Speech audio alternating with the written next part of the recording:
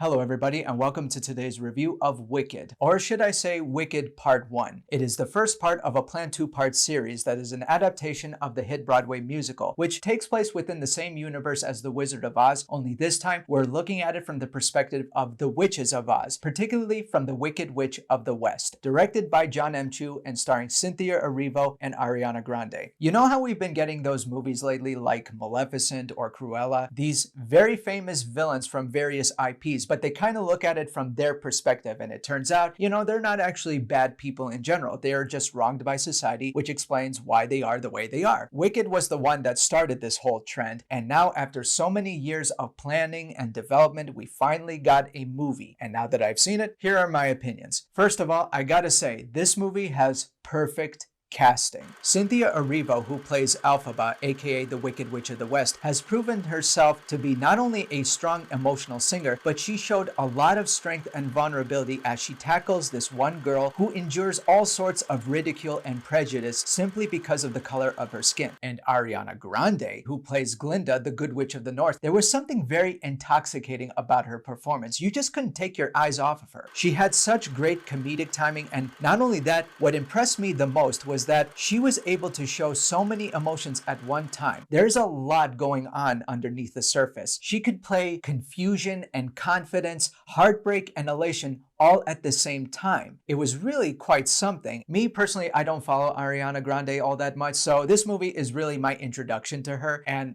I gotta say, this is one talented woman. Frankly, I wouldn't be surprised if she walked away with an Academy Award from this movie. Seriously, it's that good. A majority of this film takes place at Shiz University, which is where Glinda and Elphaba meet. They attend the university trying to learn how to harness their magical abilities. They did start off as enemies at first, but gradually as the movie goes on, they slowly progress into friends, and it is the relationship between Glinda and Elphaba that's truly the heart and soul of the film. And I know that sounds very cliche, but it's true. The way that this friendship is portrayed on screen felt very profound and genuine. And despite how different they are as people, they actually complement each other very well. And they both learn something from each other. Glinda, who is otherwise a very self-centered person who is always looking after her needs, learns to be more kind and generous because of Elphaba. And Elphaba, who is normally a very shy and insecure person and at times very confrontational, learns to be more open and very confident in her looks and her thoughts. So they kind of balance each other very nicely. But there are two scenes in this movie that I really want to talk about. The first one being the Oz Dust ballroom scene. This is the critical moment in which Elphaba and Glinda become friends. I'm not going to go into details as to what happens in this scene, but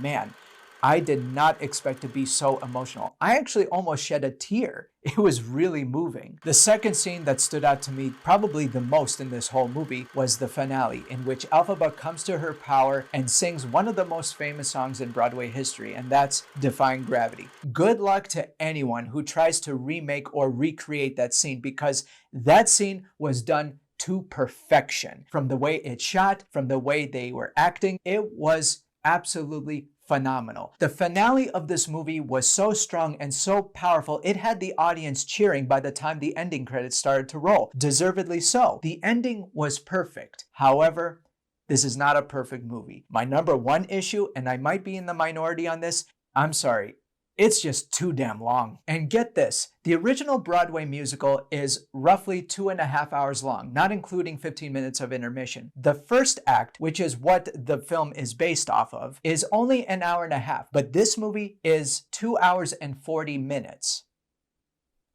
How does that even happen? They really stretched this movie out, and honestly, I felt it. For the first half of the film, I was actually quite bored. Now, don't get me wrong, there are a few interesting musical sequences in which they break out into song and dance, and they were entertaining. But for the first half of this movie, they were only introducing us to new characters and new plot elements, but I really did not feel the plot progressing forward enough. By the time we get to the last quarter of the film, that's where the film had me the most, but it took a really long time for me to get to that point. And another thing, while I think the two main leads in this movie are fantastic, there are a few supporting roles in this film that really did not quite work as well. We see Jeff Goldblum make an appearance in this film as the Wizard of Oz, and Michelle Yeoh as the Dean of Shiz University. And when it comes to dialogue, I think they performed their roles pretty well. But when it came to the singing, not so much. Jeff Goldblum plays the politician very well, and Michelle Yeoh, she has one of the juiciest lines in this whole movie, and she delivered them very well. But when you're gonna have the singing talents of Cynthia Erivo and Ariana Grande in this movie, these two people stick out like sore thumbs. It would have been nice if they held the standards to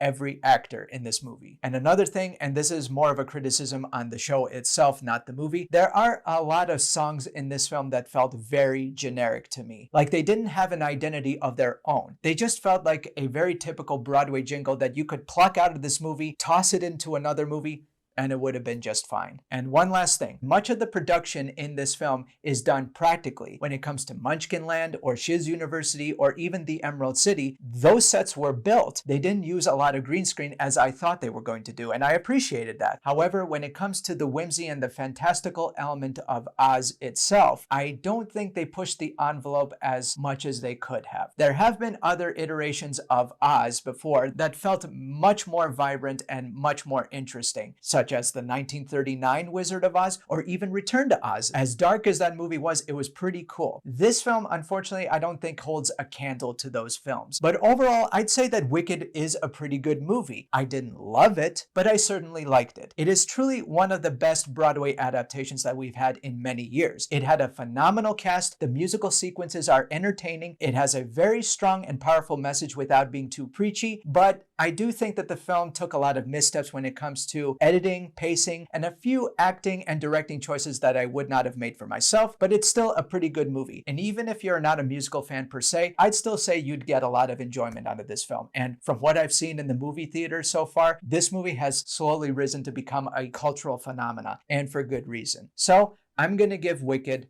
a B+. Thank you for watching my video, ladies and gentlemen. If you like this video, be sure to subscribe to my channel, and I hope to see you again next time.